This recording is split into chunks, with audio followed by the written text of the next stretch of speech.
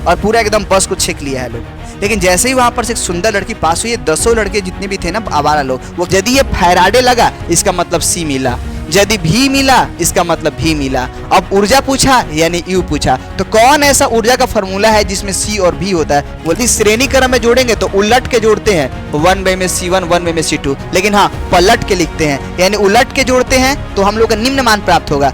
तो आप सभी लोगों का स्वागत है आशीष पब्लिकेशन के टारगेट के इस ऑब्जेक्टिव की किताब में। हम लोग दोस्त ऑब्जेक्टिव सीख रहे थे और आपको बखूबी सिखाने का प्रयास कर रहे थे कैसे बोर्ड एग्जाम में अलग अलग टाइप का ऑब्जेक्टिव पूछता है। आप इस वीडियो को इसलिए देखें ताकि आप समझ सके कि कैसे कैसे घुमा के बोर्ड एग्जाम में पूछता है, और साथ साथ में हम आप लोगों को रिवीजन भी कराएंगे ताकि आप लोगों का कंसेप्ट क्लियर रहे और जल्दी याद हो जाए। ओके, आइए हम लोग सवाल पर आते हैं। देखिए, बोल रहे हैं कि एक विद्युत द्विध्रुव एक पृष्ठ से घिरा है, पृष्ठ से कुल विद्युत फ्लक्स क्या होगा? आपसे क्या पूछा गया? विद्युत फ्लक्स क्या होगा, बताइए। इसका विद्युत फ्लक्स आपको निकाल के बता रहा है कि विद्युत फ्लक्स कितना होने वाला है। आइए थोड़ा सा ऑब्जर्व कर लीजिए कि एक बंद पृष्ठ के अंदर, एक बंद पृष्ठ के अंदर, ठीक है, एक बंद पृष्ठ के अंदर एक विद्युत द्विध्रुव है, विद्युत द्विध्रुव है, माइनस क्यू और क्या हो गया प्लस क्यू। तो कुल विद्युतीय फ्लक्स कितना होगा, यानी फ्लक्स का मान बताना है। तो यदि फ्लक्स निकालना है तो आपको बताना है कि कुल आवेश कितना है, क्योंकि यही आप लोगों का गॉस प्रमेय है कि आपको कुल आवेश लिखना है और उसको 1/एप्सिलॉन से गुना करना है। बोले कि बताइए विद्युत द्विध्रुव मतलब क्या? एक ऐसा निकाय जिसमें एगो माइनस में हो और एगो प्लस में आवेश हो। तो यदि कुल आवेश को जोड़ेंगे तो हम लोग का फ्लक्स तो 0 हो जाएगा और उसको गुना करेंगे तो हम लोग का तो आंसर 0 हो जाएगा। बोले कि दूसरा एग्जाम्पल देके बता दीजिए। जैसे हमने बोला एक बंद पृष्ठ के अंदर Q 4Q आवेश है, तो फ्लक्स कितना होगा? तो आपको कुल आवेश को जोड़ना है 4 5 6, तो 6Q गुना 1/एप्सिलॉन नॉट, आंसर हो जाएगा 6Q/एप्सिलॉन नॉट। खत्म। समझ में आया? बोले हाँ, यानी यही सवाल का जवाब हुआ। चलिए आइए नेक्स्ट क्वेश्चन पर आते हैं। बोल रहा है कि इसका सही जवाब क्या हो जाएगा? इसका आंसर हो जाएगा क्या? 0। ठीक है, कोई डाउट ना होना चाहिए। फिर बोल रहा है कूलम नियम का सदिश रूप क्या होता है? देखिए इस नाम को लेकर आप कंफ्यूज मत होइएगा। आइए हम आपको बताते हैं क्या होता क्या है। कोई भी जो सदिश राशि होता है ना, कोई भी सदिश राशि, उसमें 2 चीजें होती है, एक होती है परिमाण और एक होता है दिशा। परिमाण को मोड़ के अंदर दिखाते हैं और कोई कोई किताब तो ऐसे ही लिख देता है, तो यदि ऐसे ही लिखा गया इसका मतलब वो परिमाण को ही बताता है। तो बोले कि तो आप लोग कूलम का नियम पढ़े हैं, F बराबर 1 बाई में 4 पाई एप्सिलॉन नॉट Q1 Q2 बटा में R स्क्वायर। बोले कि एकदम सर पढ़े हैं। और आप बताइए कि इसमें यदि हम लोग वेक्टर लगा दिए तो वेक्टर लगाने के बाद आप थोड़ा अप्रोच करके बता सकते हैं क्या कि वेक्टर लगाने के बाद और क्या चीज लगेगा? तो भैया सदिश राशि में 2 चीज होता है, एक परिमाण होता है और दूसरा क्या होता है? दिशा। तो ये परिमाण को बताएगा, तो हम लोग को दिशा बताने वाला तो भी कोई चाहिए। तो दिशा बताने के लिए यहाँ पर किसका इस्तेमाल करते हैं? आर कैप का इस्तेमाल करते हैं। यानी सदिश राशि में 2 चीज है, परिमाण और क्या है? दिशा। बोला ठीक है। अब बताइए कि यदि इसी प्रकार से हम वेक्टर r बराबर लिखे तो वेक्टर r का परिमाण होगा और क्या होगा? r कैप होगा। तो यहाँ पर क्या होगा? वेक्टर r बराबर r इंटू क्या होगा? r कैप होगा। ये r कैप का मान निकालना है ना, तो गुना में इधर आएगा तो क्या हो जाएगा? भागा में वेक्टर r बटा में क्या हो जाएगा? r। यही बात सिखाना चाहते थे कि r कैप का जगह पर ये भी वैल्यू लिख सकते हैं, कोई दिक्कत वाली बात नहीं है। तो वेक्टर f बराबर 1 बाई में 4 पाई एप्सिलॉन नॉट Q1 Q2 बटा R स्क्वायर, और R कैप का जगह पर लिख देंगे क्या? वेक्टर R बटा में R। तो क्या फॉर्मूला निकल कर आएगा? 1 बाई में 4 पाई एप्सिलॉन नॉट Q1 Q2 बटा में R, 2 गो था, कितना हो गया? 3Q, ऐसा हो गया। तो या तो हम लोग ऐसे लिख सकते हैं और या तो कोई किताब हम लोग यहाँ पर R के जगह पर ऐसे भी लिख दे तो कोई दिक्कत वाली बात है नहीं, क्योंकि या तो मोड के अंदर दिखाएंगे या फिर ऐसे।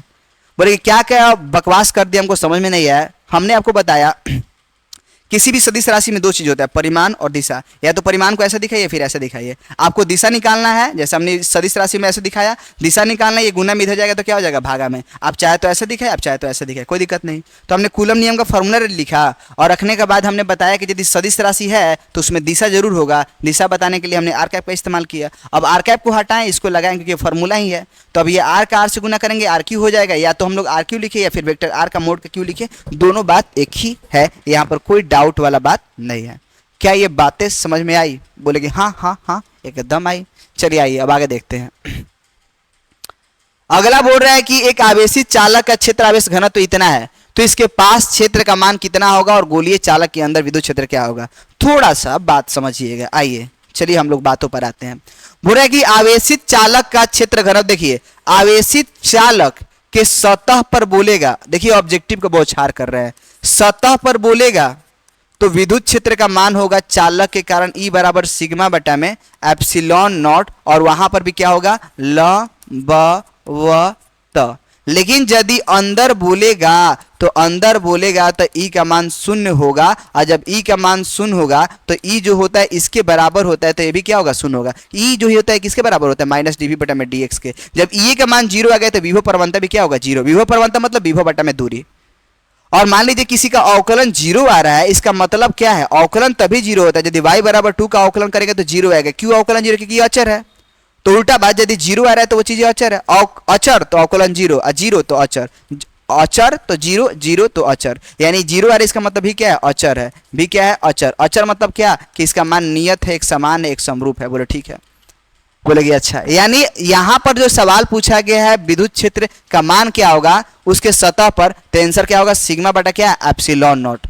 और यदि यह बोल दे कि चालक के अंदर विद्युत क्षेत्र क्या होगा, तो चालक के अंदर विद्युत क्षेत्र का मान क्या होगा शून्य होगा। खत्म हो गया। अब देखिए ये सवाल बोल रहा है कि यदि गोले पर आवेश 10 माइक्रोकूलम है तो उसके सतह पर विद्युत फ्लक्स क्या होगा।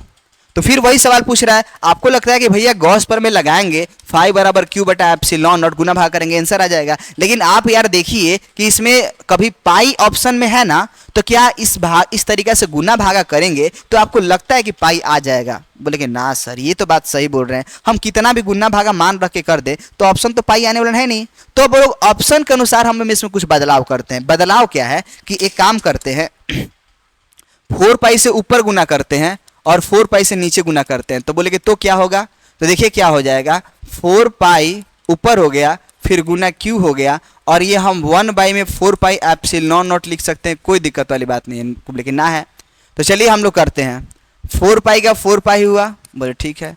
क्यू का कितना है 10 माइक्रोकूलम, माइक्रो मतलब कितना होता है 10 का पावर माइनस 6, और 1 में 4 पाई एप्सिलॉन का मान कितना होगा 9 गुना 10 का पावर कितना है 9, बोले ठीक है। अब मात्रा क्या हो जाएगा न्यूटन मीटर स्क्वायर प्रति कूलम, ठीक है। तो गुना कीजिए कितना हो जाएगा दोस्त 9 चौका 36 पाई, ठीक है। 9 चौका 36 पाई, हाई हो गया 9 एक 10 में से 6 हो गया 4, यानी 36 पाई गुना 10 का पावर 4 न्यूटन मीटर स्क्वायर प्रति कूलम। इसका आंसर क्या हो जाएगा दोस्त, इसका आंसर हो जाएगा ए 36 पाई गुना 10 का पावर 4 न्यूटन मीटर स्क्वायर प्रति कूलम।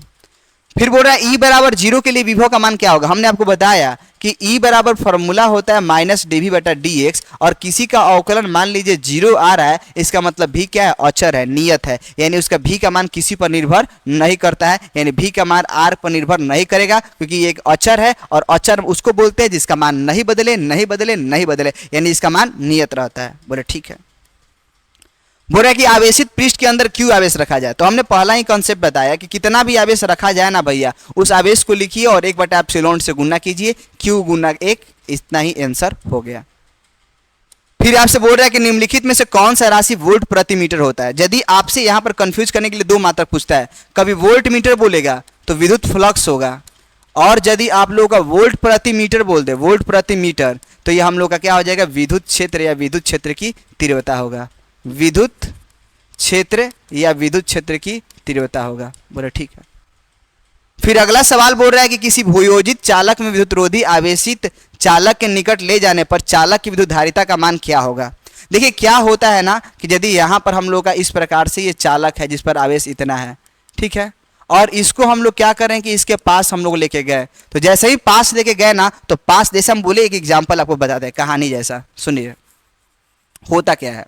जैसे हमने बोला कि एक बस है, बस में कुछ आवारा लड़के बैठे हैं 10 गो, सीट 20 का है। अब जाके बैठ गए, सीट पर पलट गया है लोग और पूरा एकदम बस को छेक लिया है लोग।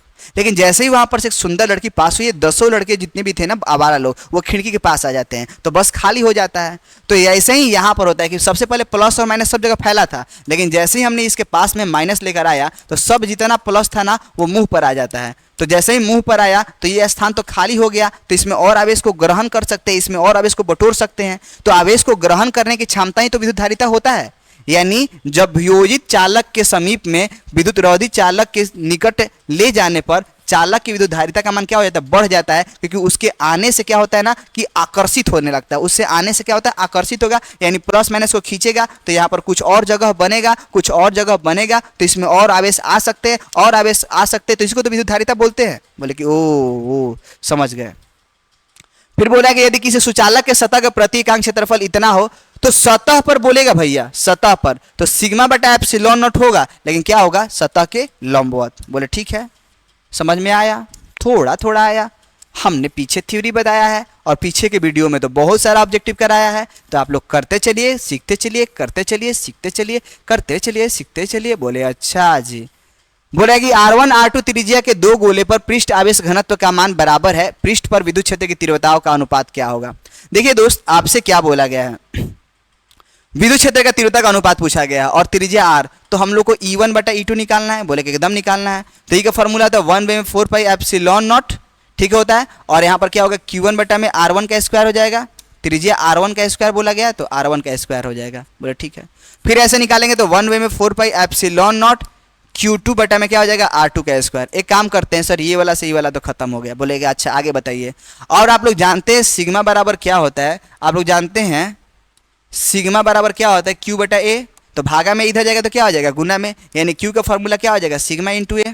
बोले ठीक है। और ये सवाल में बोला गया कि पृष्ठ आवेश घनत्व बराबर है, यानी यदि हम लोग Q1 और Q2 का वैल्यू निकालने चले तो दोनों में सिग्मा ही लिखेंगे, भले ही ये A1 A2 हो, क्योंकि सवाल ही में बोला गया पृष्ठ आवेश घनत्व क्या है, बराबर है, यानी दोनों में सिग्मा सेम होगा।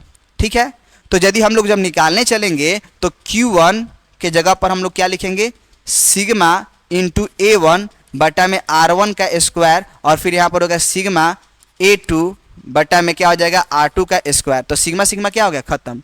अब हम लोग A1 रखना है, तो A1 गोला का क्षेत्रफल क्या होता है, 4 पाई R1 का स्क्वायर, और नीचे क्या है, R1 है। ठीक है, R1 का स्क्वायर है। थोड़ा कचड़ा हो रहा है क्या, एकदम हो रहा है, आप बोले या ना बोले। तो देखिए इधर, तो 4 पाई R1 का स्क्वायर, नीचे हो गया R1 का स्क्वायर, ऊपर क्या हो जाएगा, 4 पाई R2 का स्क्वायर बटा में क्या हो जाएगा, R2 का स्क्वायर। 4 पाई से 4 पाई खत्म, R1 स्क्वायर से R1 R2 सब खत्म हो जाएगा, कितना हो जाएगा, 1:1।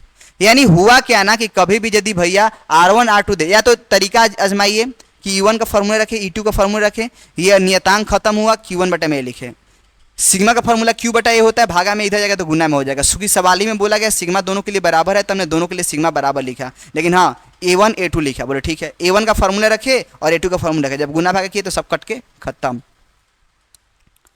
निम्नलिखित में से कौन विद्युत क्षेत्र की तीव्रता का मात्रक होता है, तो विद्युत क्षेत्र की तीव्रता का जो मात्रक होगा वो क्या हो जाएगा, दो मात्रक होगा, एक न्यूटन कूलम इनवर्स और एक होगा वोल्ट मीटर इनवर्स। किसी स्थान पर विद्युत क्षेत्र की तीव्रता E हो, उस स्थान से गुजरने वाला विद्युत फ्लक्स, ये तो फॉर्मूला है दोस्त कि विद्युत फ्लक्स किसे कहते हैं, तो विद्युत क्षेत्र की तीव्रता एवं क्षेत्रफल सदिश के अदिश गुणन को ही हम लोग क्या बोलते हैं, विद्युत फ्लक्स बोलते हैं। Answer number B. और जब जब डॉट हटेगा तो कॉस थीटा आएगा, यानी ये कॉस थीटा। कभी ऐसा घुमा के पूछ दे, आप लोग घूम मत जाइएगा भाई, आप लोग अच्छे बच्चे हैं। फिर बोल रहा है कि ये गोलीय संधारित्र की धारिता 1 माइक्रोफैराडे है, यदि गोलीय के बीच में रिक्ति 1 मिलीमीटर हो तो त्रिज्या कितना होगा। आइए थोड़ा सा ऑब्जर्व करते हैं। आप लोग जानते हैं दोस्त कि C बराबर क्या फॉर्मूला होता है, तो C बराबर फॉर्मूला होता है 4 पाई एप्सिलॉन नॉट इंटू R। बोले ठीक है, R का वैल्यू निकालना है, ये गुना में इधर आएगा तो क्या हो जाएगा, भागा में, यानी इस प्रकार से आप कर सकते हैं। C बटा में क्या हो जाएगा, 4 पाई एप्सिलॉन नॉट। C का वैल्यू कितना है, 1 माइक्रोफैराड, माइक्रोफैराड मतलब 10 का पावर माइनस 6। अब ये 4 पाई एप्सिलॉन नॉट, अच्छा एक मिनट, बोले ठीक है सर, ओके डन। अब ये 1/4 पे एप्सिलॉन का मान कितना होता है, तो 9 गुना 10 का पावर कितना होता है, 9। तो बताइए 9 में 6 के कितना हो गया, 3, यानी 9 गुना 10 का पावर 3। 9 गुना 10 का पावर 3 मतलब क्या, 9 किलोमीटर। आंसर नंबर डी क्या होगा, 9 किलोमीटर। आंसर नंबर क्या होगा, डी। ये गलती हो चुका है तो इसको माफ करते हैं, नादान बच्चा है उसको क्षमा किया जाए। आइए नेक्स्ट सवाल पर आते हैं। बोले एक बंद पृष्ठ के अंदर एक विद्युत द्विध्रुव। अरे भैया ये तो सवाल पहले ही हो चुका है। विद्युत द्विध्रुव है, इसका मतलब कि माइनस क्यू होगा प्लस क्यू आवेश होगा, कुल आवेश को जोड़ेंगे 0 होगा, गुना भाग करेंगे 0 होगा। ये तो कुछ जाने नहीं था। बोला किसी चालक की धारिता C बराबर क्या होगा, तो किसी चालक की धारिता C बराबर फॉर्मूला होगा दोस्त Q बाई में V। C बराबर क्या हो जाएगा, Q बाई में V, यानी इसका आंसर क्या हो जाएगा, आंसर नंबर A। नेक्स्ट सवाल पर आते हैं। अनंत लंबाई के आवेशित बेलनाकार चालक के अक्ष से r दूरी पर विद्युत क्षेत्र क्या होगा। हमने आपको पीछे के वीडियो में बताया है दोस्त, या तो आप लोगों से अनंत लंबाई का पूछेगा, आइए हम बता भी देते हैं कितना तरीका से पूछ सकता है। देखिए या तो आप लोगों से अनंत लंबाई का तार के चलते पूछेगा विद्युत क्षेत्र जिसमें केवल लंबाई है, या बोलेगा आपका जिसमें लंबाई चौड़ाई दोनों है यानी क्षेत्रफल के चलते बोले। और हम लोग क्या बोलेंगे, पदार्थ के अंदर यानी आयतन के अंदर बोलेंगे, इसके चलते पूछा जाए तो क्या होगा, बोलेंगे ठीक है। यदि हम लोग का इसके चलते बोला जाए, इसके चलते बोला जाए, इसके चलते बोला जाए, तो इसके चलते बोलेगा तो E बराबर क्या फॉर्मूला होगा, लैम्डा बटा में 2 pi epsilon nought into R. इसके चलते बोलेगा E बराबर क्या होगा, सिग्मा बटा में 2 एप्सिलॉन नॉट। और इसके चलते बोलेगा E बराबर क्या होगा, सिग्मा बटा में एप्सिलॉन नॉट। यदि हम लोग तार के चलते केवल लंबाई वाला के चलते पूछेगा तो E बराबर लैम्डा बटा में 2 pi epsilon into R. Answer number ये हो गया। यदि हम लोग का चादर के चलते बोलता है तो ये होता, चाला के चलते बोलता है ये होगा, लेकिन कहाँ, सतह पर, अंदर नहीं, अंदर का मान शून्य होगा। किसी घिरे हुए बंद पृष्ठ पर विद्युत फ्लक्स किसके गुणनफल के बराबर होता है, तो ऐसा क्वेश्चन हजारों करते हैं। कितना होगा, 1 बाई में एप्सिलॉन नॉट।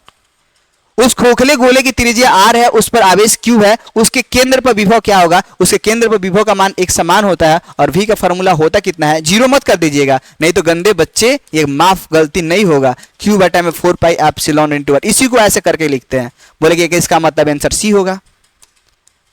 फिर बोल रहा है कि विद्युत क्षेत्र में चालक को रखने पर उसके अंदर विद्युत क्षेत्र का मान क्या होगा। विद्युत क्षेत्र में चालक को यदि रखा जाए तो भैया अंदर रखे तो अंदर हम लोगों का विद्युत क्षेत्र का मान शून्य शून्य शून्य होगा। किसी वस्तु पर परावैद्युतांक स्थिरांक हमेशा कहाँ होता है, कैसा होता है, तो हमेशा हमेशा हमेशा 1 से अधिक होगा। हमेशा क्या होगा, 1 से अधिक होगा, क्योंकि भैया हवा या निर्वात के लिए एक ही होता है। अब जितना भी है तो उससे ऊर्जा ज्यादा ही होगा।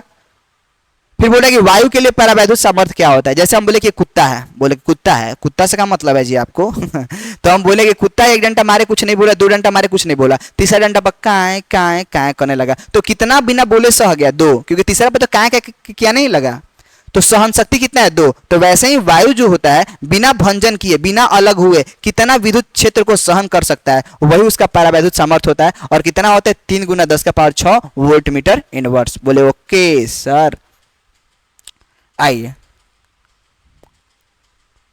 और खत्म करते हैं, और ये 2 4 5 क्वेश्चन है, इसको भी हम लोग एंड करते हैं और एकदम बढ़िया से इस चीज को सॉल्व करते हैं। आइए देखते हैं सवाल को।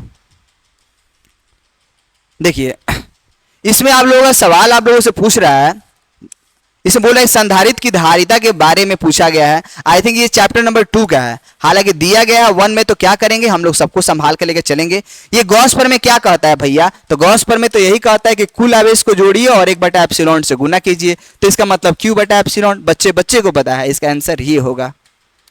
फिर बोल रहा है कि एक संधारित्र में k परावैद्युतांक स्थिरांक को भर दिया जाए तो उसकी धारिता क्या होता है। आपको ये जानकारी के लिए बताएं कि ये समानांतर प्लेट संधारित्र, जैसे इस प्रकार से समानांतर प्लेट संधारित्र बनाएंगे ना, और यहाँ से ऐसे बनाएंगे ना, बोले कि अच्छा मैंने कुछ भी बनाइएगा, ये सब माइनस होता है, और इसको हम लोग धरती से जोड़ दिए। इसके बीच की दूरी को हम लोग d माने और इस प्लेट का क्षेत्रफल को हमने a माना, और इसके बीच में हम लोग का क्या है, हवा है। तो c का फॉर्मूला होगा क्या, एप्सिलॉन नॉट a बटा में d। एप्सिलॉन नॉट बताता है कि दोनों प्लेट के बीच में है क्या, हवा। a बताता है प्लेट का क्षेत्रफल कितना है, और d क्या बताता है, प्लेट के बीच की दूरी। कभी ये भी पूछ दे कि संधारित्र की धारिता किन बातों पर निर्भर करता है, तो उसके बीच के माध्यम पर निर्भर करता है, उसके बीच में हवा है, और प्लेट के क्षेत्रफल पर निर्भर करता है, और प्लेट के बीच के दूरी पर निर्भर करता है। बोले कि अच्छा जी, बोले कि इसका मतलब ये चैप्टर 2 का है, और चैप्टर 2 को हमने विस्तार से बताया है, तो कम से कम वो भी वीडियो जरूर देखिएगा, अच्छा लगेगा आप लोगों को। बोले ठीक है। उसके बाद क्या बोला गया है, हवा के अपेक्षा उसकी धारिता क्या होगी। तो अब बोल रहा है कि अब उसमें माध्यम भर दिया जाए। ये क्या है दोस्त, जब हवा रखा गया था तब। अब यदि हम लोग माध्यम भर दे तो आप लोगों को ये जानकारी होना चाहिए कि k का फॉर्मूला होता है एप्सिलॉन m बटा में एप्सिलॉन नॉट। भागा में एप्सिलॉन उधर जाएगा तो क्या हो जाएगा, गुना में, यानी एप्सिलॉन m बराबर क्या हो जाएगा, k इंटू एप्सिलॉन नॉट। बोले ठीक है। आइए अब यहां पर देखिएगा, c माध्यम बराबर एप्सिलॉन m a बटा में d हो गया। बोले ठीक है। अब आइए यहां पर देखते हैं, एप्सिलॉन m का जगह पर लिख दिए k into epsilon not a बटा में क्या हो गया, d। ये एप्सिलॉन नॉट a बटा में d क्या है, ये हवा के लिए है, यानी k गुना c वायु। समझ में आया, यानी ये जो हवा की जो धारिता होगा वो पहले की तुलना में कितना गुना होगा, k गुना होगा। यानी जब, दोबारा सुनिए, जब हवा था तो ये फॉर्मूला, जब माध्यम रहा तो यहाँ पर हवा है तो एप्सिलॉन नॉट, पानी होता है एप्सिलॉन m, एप्सिलॉन डब्ल्यू, और यदि माध्यम है तो एप्सिलॉन एम हो गया। एप्सिलॉन एम का फॉर्मूला होता है, ले जाकर रख दिए और रखे तो ये आपको पता चला कि ये तो भैया इसके बराबर है, तो क्यों नहीं, ये दोनों बराबर है तो इसके जगह पर ये लिख देंगे। इसका मतलब है कि माध्यम की जो धारिता होगा वायु की धारिता का कितना गुना होगा, के गुना होगा, यानी आंसर क्या होगा, के गुना। बोल रहा है कि आवेशित खोखले गोलाकार चालक के अंदर, अंदर बोलेगा शून्य होगा, हम बोले देखेंगे ही नहीं, ऐसा बकवास अब देखने आई नहीं है। संधारित्र धारिता का मात्रा क्या होता है, सी का फॉर्मूला होता है क्यू बाई में भी, आवेश का मात्रा कूलम होता है, इसका वोल्ट होता है और इसी को हम लोग बोलते हैं फैराड है। कूलम प्रति वोल्ट को क्या बोलते हैं, फैराड बोलते हैं, फैराडे बोलते हैं। और विद्युत धारिता हम आपको बताया दो चीजें थी, एक एप्सिलॉन नॉट, एक विद्युत धारिता, दोनों के लिए विमिश होता है, उसमें सब में मालता मालता रहती है, मालता मालता रहती है, ठीक है। और इसका होता है माइनस में 13 प्लस में 42, और इसका होता है माइनस में 12 और प्लस में 42, जादू, तो इसका हो जाएगा -12 प्लस में 42। और एप्सिलॉन का पूछता है तो वो खोखले गोलाकार चालक के अंदर विद्युत क्षेत्र तो शून्य होता है बालक, लेकिन हाँ विभव शून्य नहीं होता है, विभव का मान क्या होता है, एक समान होता है। फिर बोल रहा है 50 माइक्रोफैराड है ऊर्जा। देखिए दोस्त, आपको चैप्टर 2 जब पढ़ेंगे तो उसमें ये बातों का जिक्र किया गया है कि U का फॉर्मूला 3 है, आप VQ/2 भी लगा सकते हैं, 1/2 CV² भी लगा सकते हैं और Q²/2C लगाएंगे। लेकिन सवाल का तरीका बनाने का 3 तरीका है, लेकिन आप वो तरीका बनाएंगे जो क्वेश्चन में दिया गया हो। तो बोले सर कैसे जानेंगे क्वेश्चन में दिया क्या है, तो यदि ये फैराडे लगा इसका मतलब C मिला, यदि भी मिला इसका मतलब भी मिला। अब ऊर्जा पूछा यानी U पूछा, तो कौन ऐसा ऊर्जा का फॉर्मूला है जिसमें C और V होता है, बोले sir answer number 2, option number 2, तो 1/2 CV का स्क्वायर 1/2, C का मान कितना है 50, माइक्रो मतलब कितना होता है 10 का पावर -6, और V का स्क्वायर बताइए, V कितना है 10, 10 का स्क्वायर कितना हो जाएगा 100, बोले ठीक है। अब बताइए कितना हो जाएगा 25 हो जाएगा और ये 10 का पावर -4 हो जाएगा, यानी इसका सही जवाब क्या होगा 25 गुना 10 का पावर -4। कि हाँ ये तो मैच नहीं कर रहा है, दशमलव का खसका दीजिए इधर, यदि जाएगा किस साइड, यदि बाएं साइड जाएगा तो प्लस में, और दाएं साइड जाता है तो माइनस में घात बढ़ता है, तो बाएं साइड गया कितना गया 1, तो हो जाएगा 2.5 गुना 10 का पावर -4 था, एक 1 हो गया तो इतना हो गया। इसका आंसर नंबर क्या हो गया ए, ठीक है। अब बोलिए कि निर्वात में परावैद्युतांक कितना होगा, तो निर्वात में जो परावैद्युतांक होता है कितना होता है 8.85 गुना 10 का पावर -12 फैराडे मीटर इनवर्स। अब ये सवाल बहुत कमाल का है, बोल रहा है कि द्रव की बूंद को आवेशित करने से इसको सिकुड़ने की प्रवृत्ति क्या होती है। हम आपको जानकारी के लिए बताएं कि जो द्रव का बूंद होता है, द्रव का बूंद बोले या साबुन के बुलबुला बोले, ठीक है, जब भी उसको आवेशित किया जाता है ना तो उसका पृष्ठ तनाव क्या हो जाता है, घट जाता है। पृष्ठ तनाव मतलब कि उसको अपने आकार में ढालने की प्रवृत्ति, बोले अपने आकार में, ये सब क्या बोल रहे हैं बकवास। जैसे हम लोग वर्षा का बूंद जो होता है वो गोल गोल क्यों गिरता है, वो सीधा क्यों नहीं गिर जाता है, एक धार के जैसा क्यों नहीं गिर जाता है, क्योंकि वो जो जल होते हैं वो अपने आकार को छोटा होने का प्रयास करते हैं, अपने आप को समेटने का प्रयास करते हैं, इसीलिए गोल गोल गिरता है। बोले कि अच्छा ये समझ गए, इसी को पृष्ठ तनाव बोलते हैं, यानी द्रव के सतहों को अपने पृष्ठ को संकुचित करने की क्षमता को पृष्ठ तनाव कहते हैं। लेकिन क्या हो, जब उसको आवेशित करते हैं तो वो पृष्ठ तनाव का मान घट जाता है, यानी संकुचित कम करेगा तो फैल जाएगा, यानी उसका त्रिज्या बढ़ जाएगा। आवेशित करने से त्रिज्या तो बढ़ जाता है, लेकिन हाँ उसके सिकुड़ने की प्रवृत्ति घट जाती है, यानी उसके सिकुड़ने की प्रवृत्ति यदि सवाल पूछे तो क्या हो जाएगा, घट जाएगा। लेकिन आगे पढ़िएगा त्रिज्या के बारे में, सिकुड़ने की प्रवृत्ति घटती है, लेकिन हाँ त्रिज्या के बारे में क्या हो जाएगा, बढ़ती है।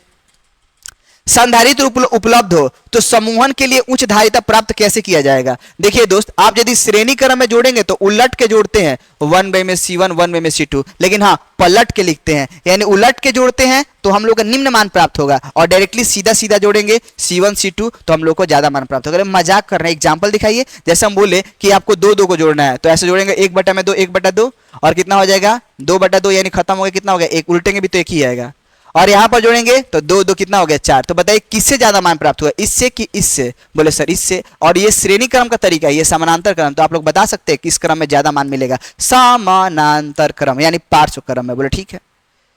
फिर बोल रहे हैं कि किसी संधारित्र में आवेशित की स्थितिज ऊर्जा क्या होगा, तो आप लोग बच्चे को बताइए क्या हो जाएगा 1/2 CV²।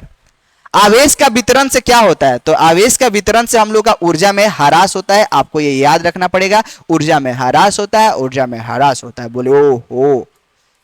फिर बोल रहा है समानांतर पट्टिका संधारित्र में उसके प्लेट के बीच की दूरी बढ़ाई जाए तो धारिता में क्या होगा, तो C का फॉर्मूला होता है एप्सिलॉन नॉट A/d, बोले अच्छा। यदि हम लोग ये डी प्लेट के बीच की दूरी है, यदि इसका मान घटाएंगे तो सी का मान क्या होगा, तो ये व्यतिक्रमानुपाती होता है, इसका मतलब डी का मान घटाने से सी का मान बढ़ जाएगा।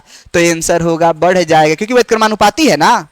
फिर बोल रहा है कि संधारित्र के समानांतर क्रम में कौन सा राशि समान रहता है। यदि हम लोग बात कर ले संधारित्र के समानांतर क्रम और बात कर ले संधारित्र का श्रेणी क्रम, तो श्रेणी क्रम में जो आवेश यहां मिलेगा, जो आवेश इसको मिलेगा, लेकिन इसमें आवेश का मान अलग हो जाएगा। दो ही बातें चलता है, Q और V, Q और V, Q और V, Q और V। इसमें हम लोग का Q का मान समान होगा और V का मान क्या होगा, असमान। और इसमें क्या होगा, Q का मान असमान होगा और V का मान क्या होगा, समान होगा। बोले ठीक है, खत्म हुआ। यानी इसमें Q का मान क्या हो गया, समान, और V का मान असमान। इसमें Q का मान असमान और V का मान क्या हो गया, समान हो गया। बोले खत्म। यानी प्रत्येक संधारित्र का क्या मान समान होता है, तो प्रत्येक संधारित्र में समानांतर क्रम में विभवांतर का मान क्या होता है, सेम होता है। ठीक है, लेकिन श्रेणी क्रम में क्या होगा, श्रेणी क्रम में आवेश का मान समान होता है। समझ में आया? बोले कि आया, लेकिन थोड़ा थोड़ा आया। बोले ओके, रिवीजन कर लीजिएगा दोस्त। और एक बोल रहा है कि समान धारिता के इन संधारित्र को पहले समानांतर क्रम में जोड़ा जाए और फिर हम लोग उसको श्रेणी क्रम में जोड़ा जाए। तुल्य धारिता क्या होगा, यदि समानांतर क्रम में जोड़ेंगे, मान लीजिए कि हमने 2 को जोड़ा तो C 2C हो गया, 3 को जोड़ते 3C होता, 4 को जोड़ते 4C होता। लेकिन यदि हम बोलेंगे n को जोड़ेंगे तो NC, लेकिन कब, जब समानांतर क्रम में जोड़े होंगे तब। आज यदि श्रेणी क्रम में जोड़ते हैं तो 1 वे में C 1 वे में C जोड़ते हैं। अच्छा 2 को हो गया तो ऐसे हो गया। बोले कि ये थोड़ा रफ्तार में नहीं, धीरे धीरे। आपको CS चाहिए ना कि 1 वे में CS चाहिए, तो CS निकालेंगे तो C वे में क्या हो गया, 2। CS बराबर क्या हो जाएगा, C वे में 2। यदि आपको यदि 3 के लिए निकालना है तो C/3, 4 के लिए निकालना है C/4, 5 के लिए C/5, और यदि n के लिए निकालना है तो CS बराबर C में क्या हो जाएगा, n। बात खत्म। बोले ठीक है। तो पहले समानांतर क्रम में जोड़ेंगे और फिर श्रेणी क्रम में। तो यदि समानांतर क्रम में जोड़ेंगे तो NC, और बाद में श्रेणी क्रम के जोड़े तो क्या हो गया, C/n। तो NC का NC हो गया, बटा मतलब कहा होता है भागा, किससे, C/n से। और NC का NC हो गया, गुना करेंगे तो n कहाँ चला जाएगा, n चला जाएगा ऊपर और C कहाँ आ जाएगा, नीचे। तो C से C क्या हो गया, खत्म। n²/1। इसका आंसर क्या हो जाएगा, n²/1। यही सवाल का जवाब है। तो इस प्रकार से आप सारा ऑब्जेक्टिव किए और अच्छा से बढ़िया से मेहनत लगाकर आप लोग दम लगा के सब चीजों को सीखे। ठीक है, तो आप चाहे तो रिवीजन भी कर सकते हैं। समानांतर क्रम और श्रेणी क्रम का अनुपात पूछेगा तो n² आएगा, लेकिन पहले श्रेणी क्रम देता बाद में समानांतर क्रम तो 1/n² होता। बोले कि ये भी ऑब्जेक्टिव क्लियर हो गया। कितना ऑब्जेक्टिव किए यार, बहुत बहुत बहुत कर चुके हैं हम लोग। बोले ठीक है। समानांतर क्रम बोलेगा, समानांतर क्रम में तो विभवांतर समान होगा, श्रेणी क्रम बोलेगा तो आवेश समान होगा।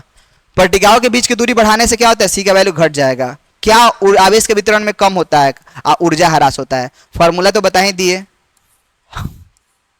उच्चतम प्राप्त करना है तो समानांतर क्रम जोड़ना होगा, यदि न्यूनतम प्राप्त करना है तो श्रेणी क्रम प्राप्त करना होगा। आवेशित करने से सिकुड़ने की प्रवृत्ति घटती है लेकिन त्रिज्या बढ़ती है। एप्सिलॉन का मान बताया गया, न्यूमेरिकल है।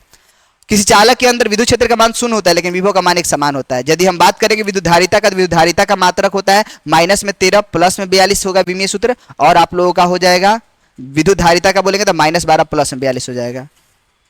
धारिता का मात्रक बता ही दिया गया है। खोखले गोला कार चालक के अंदर का हम लोग का 0 होता है, और K परिवर्तित रखने से क्या होता है, बढ़ जाएगा। गॉस प्रमेय से रिलेटेड क्वेश्चन करा ही दिया गया है।